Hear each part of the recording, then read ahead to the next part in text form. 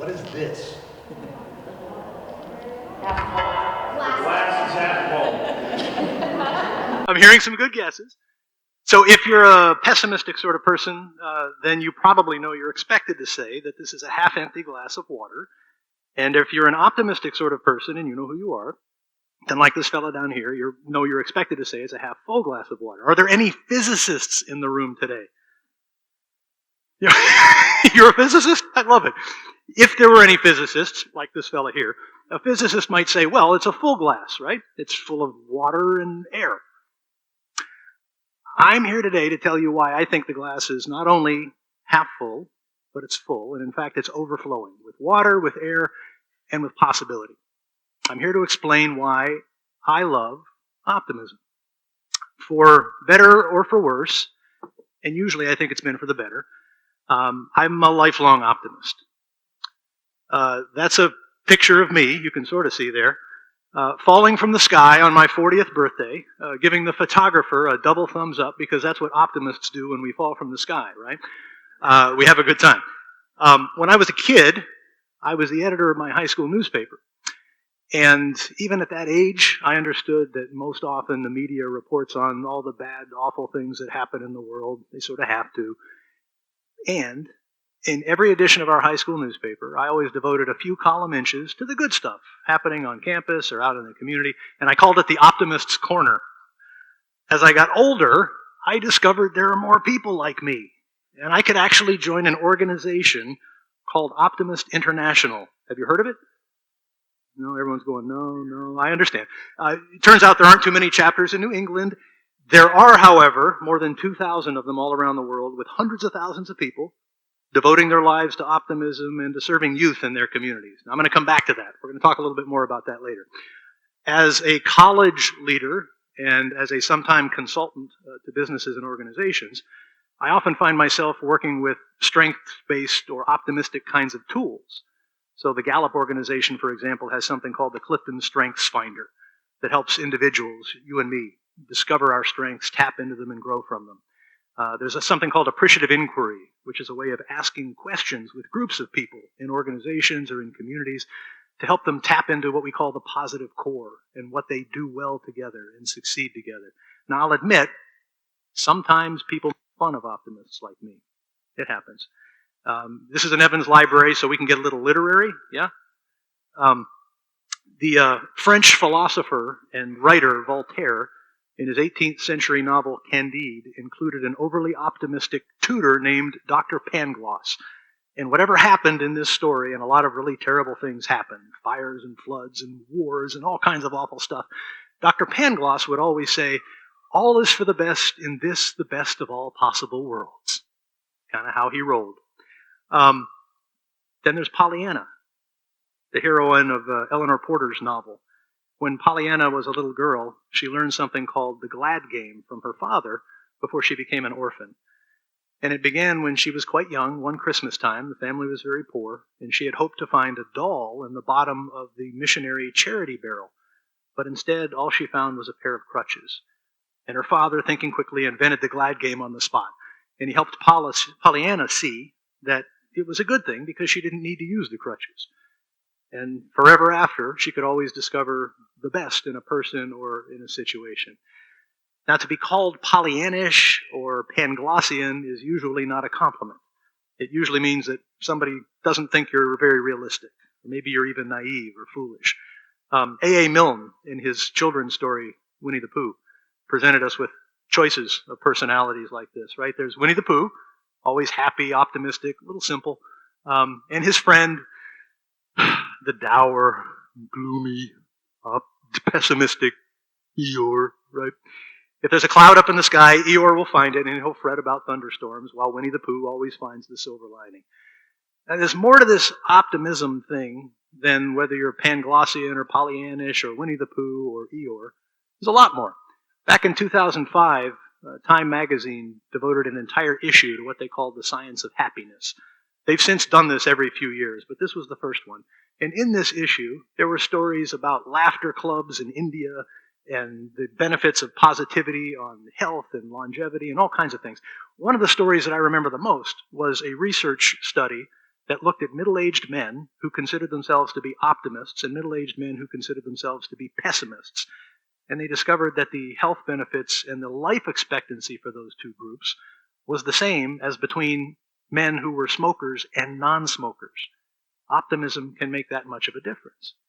We've known this for a while, right? We know, for example, about the placebo effect, which is the ability of the mind, given the right circumstances, to help the body heal itself. It's why many hospitals have laughter carts, and why they made a movie about this guy. Anybody recognize that? Patch Adams, right? The doctor. He founded the Gesundheit Institute, traveled all around the world teaching people about the healing effects of laughter. In Greek mythology, Pygmalion was a young sculptor who sculpted a statue of a woman so beautiful he fell in love with it. And Aphrodite took pity on Pygmalion and brought the statue to life. And from that story, we get the idea of the Pygmalion Effect, which is what happens when somebody believes in someone else so strongly that it enables them to do things that they couldn't have otherwise done.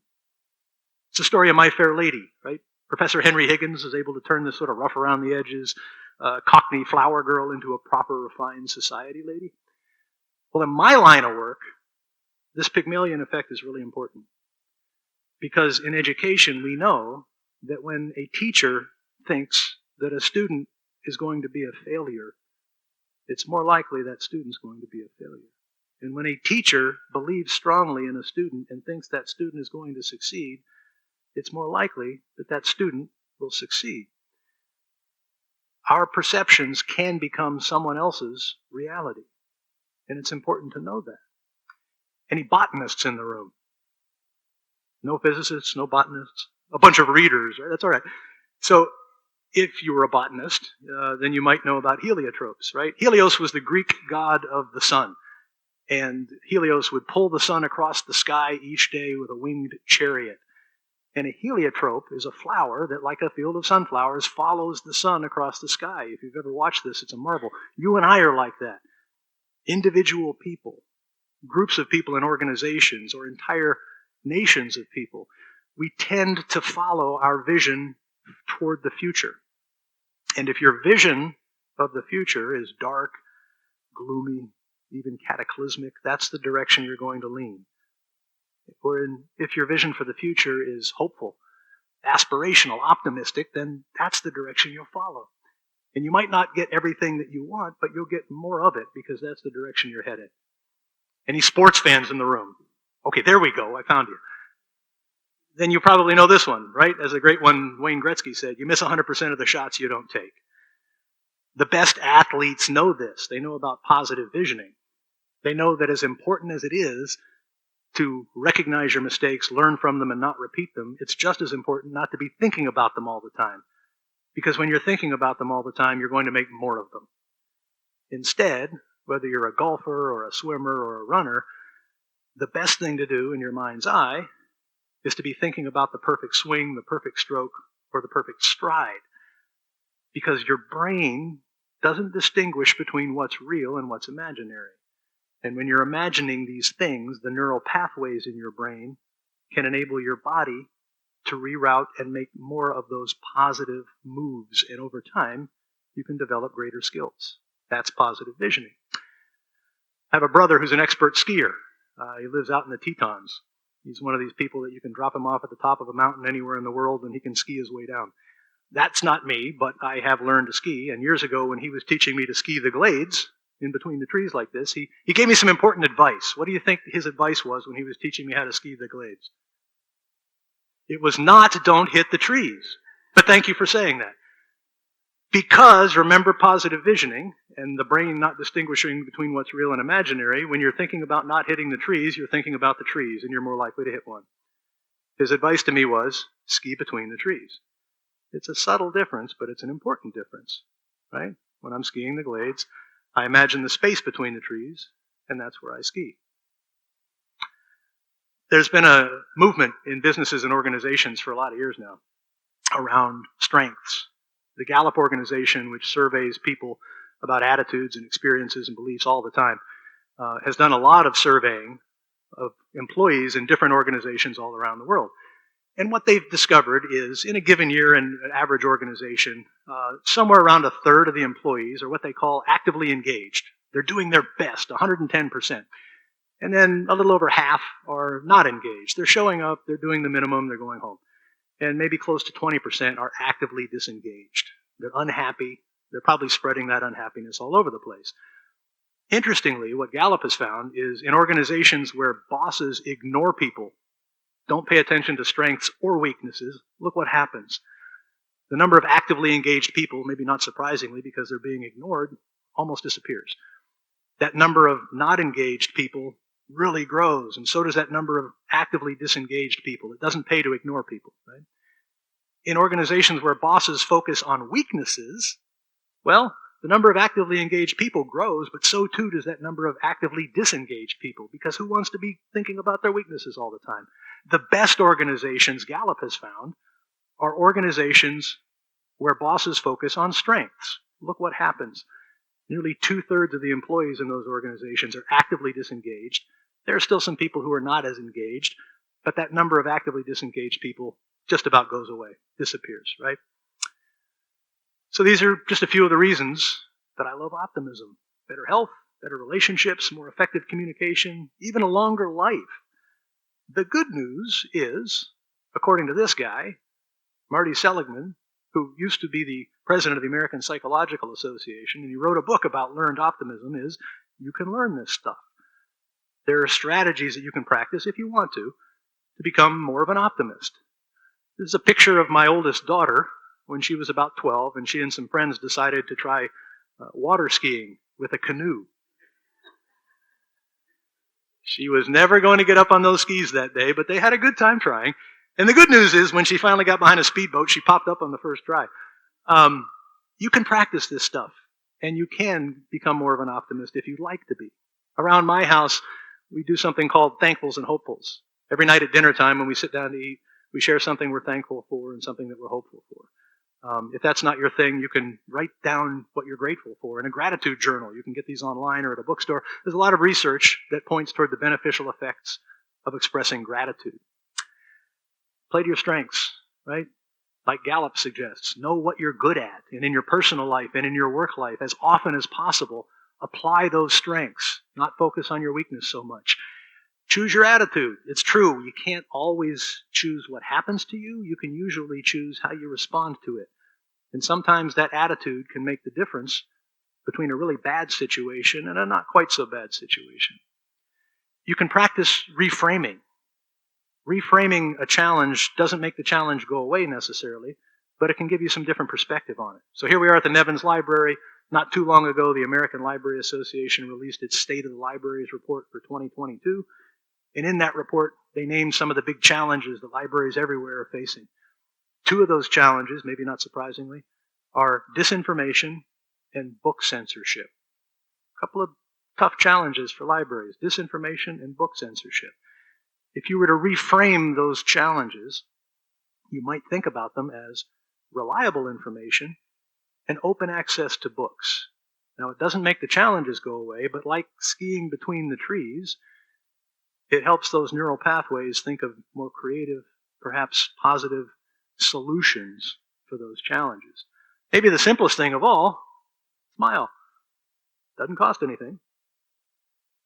Children, and there are a few down here, and I've been watching them, smile an average of 400 times a day. Look at them.